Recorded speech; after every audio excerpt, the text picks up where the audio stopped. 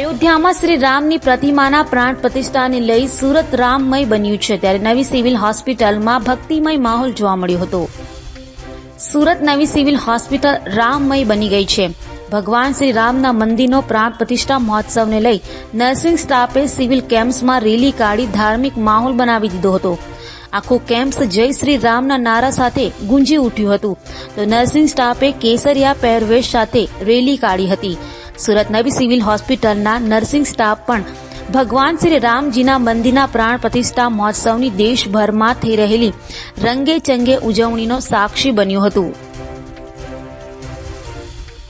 500 વર્ષ પછી રામલલ્લા પોતાના ઘરે આજે આવી રહ્યા છે, ત્યારે સિવિલ હોસ્પિટલના નર્સિંગ સ્ટાફ દ્વારા ભગવાન રામને આવકારવા જય શ્રી રામના ઘોષ સાથે રેલી કરવામાં આવી અને આજે મીઠાઈ વેચી મોડું મીઠું કરવામાં આવશે. સાથે સાથે આજે મધ્યરાત્રિથી ગઈ અત્યાર સુધીમાં જેટલા ડિલિવરી વોર્ડમાં ડિલિવરી થઈ છે તે તમામ બહેનોને સાડી અને મીઠાઈ આપવામાં આવશે અને દરેક વોર્ડમાં ભગવાન રામનો ધ્વજ લગાવીને રામલલ્લાની ઉજવણી કરવામાં આવશે. જય શ્રી રામ, ભારત માતા કી જય, વંદે માતરમ. બોલો જય શ્રી રામ.